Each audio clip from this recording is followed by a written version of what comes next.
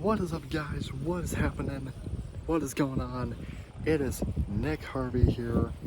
Welcome to my channel, and today I'm going to be doing a brand new series every Sunday, Monday, or Thursday, recapping Minnesota Vikings games, as I am myself a Minnesota Vikings fan.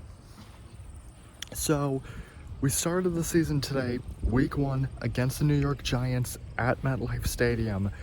Giants were wearing ugly uniforms to honor their 100th anniversary. It was just ugly. And so was their play on the field. The Vikings absolutely dominated this game.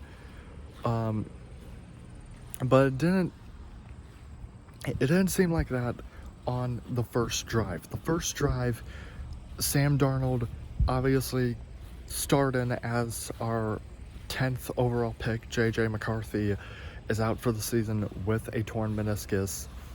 So Sam Darnold, who has never had a winning record as a starter for the Jets, Panthers, and 49ers, came into the game today, and the Vikings fumbled on the first drive.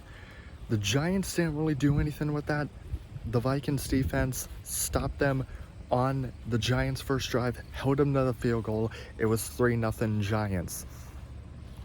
And then the rest of the game was pretty much all Minnesota Vikings after that. Sam Darnold would hand the ball off to Aaron Jones for Aaron Jones's first touchdown as a Minnesota Viking, which, as somebody who is a Vikings fan and saw Aaron Jones play on the Green Bay Packers, never liked him before, but Aaron, welcome to Minnesota. You're finally one of the good guys. And then after that, Sam Darnold would throw a dart over the field to Justin Jefferson when they went for it on a 4th and, I think it was like a 4th and 5. And Sam Darnold threw the ball at Justin Jefferson. It was caught in the end zone for a touchdown. Then it was 14-3 Minnesota Vikings. And then later on, the Vikings got another touchdown. I'm not sure who caught the third touchdown of the game for the Vikings. I want to say it was Jordan Addison, but I'm not exactly sure. I don't know if it was Jordan Addison or not. Could have been Justin Jefferson. But then it was 21-3 Minnesota Vikings.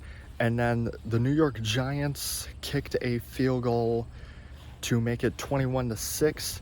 And then Daniel Jones, who the Giants paid him $48 million a year because of his playoff win against the Vikings in 2022, which really, the Giants only won that because Kirk Cousins threw a 3-yard check down on a 4th and 8. By the way, Kirk Cousins, good luck in Atlanta, okay? You lost to the Pittsburgh Steelers today. To the Pittsburgh Steelers. And you threw 3 interceptions. I could never be happier, Kirk Cousins. But Daniel Jones threw a pick 6 to one of our defenders. I think it was Van Ginkel. I think that's what his name is. I'm not sure. But the final score was 28-6. Minnesota Vikings win. They are 1-0 on the year. They're actually 4-0 this season if you go back to their undefeated 3-0 preseason. And I know it was just the Giants, but I feel like the Vikings are moving in the right direction. We finally got a win in week 1 for the first time since 2022. And normally we end up losing on week 1. Like the last couple of years, we haven't been a good week 1 team, and it kind of brings us down into the rest of the season. But the Vikings held on. They got the victory, and we play at home next week against the San Francisco 49ers, the defending NFC champions. We played them at US Bank last year and we won. Do I think it's going to happen again? We'll just have to see. Sam Darnold playing against his former team, against Brock Purdy and the 49ers next week. That should be a very, very interesting game. And who knows what's going to happen for the Vikings going into this year. Maybe Sam Darnold is the guy. We all were hoping for J.J. McCarthy in the draft. We got J.J. McCarthy. He goes down. Sam Darnold comes out and he balls out like he never did before. And if Sam Darnold plays like he did today against the Giants with the rest of our opponents that we play this year, and he sends us to the playoffs, we may have a Brock Purdy, Trey Lance quarterback controversy situation in the Twin Cities. I'm sorry, JJ, but your time may have been up. But we're not going to look at that. We're going to prepare for next week. The Vikings are going to prepare for next week. And hey, the Packers lost on Friday in Brazil. Jordan Love is out for 3 to 6 weeks with that MCL injury. The Bears won today against the Tennessee Titans, but they won. They only scored 24 points. When meanwhile the Vikings scored 28. So Bears won, but they scored less points than the Vikings, and the Packers lost. So if the Rams beat the Lions tonight in Detroit on Sunday Night Football, the Vikings start week 1 of the NFL season 1-0 and first in the NFC North. And as a Vikings fan, I am really excited for this season.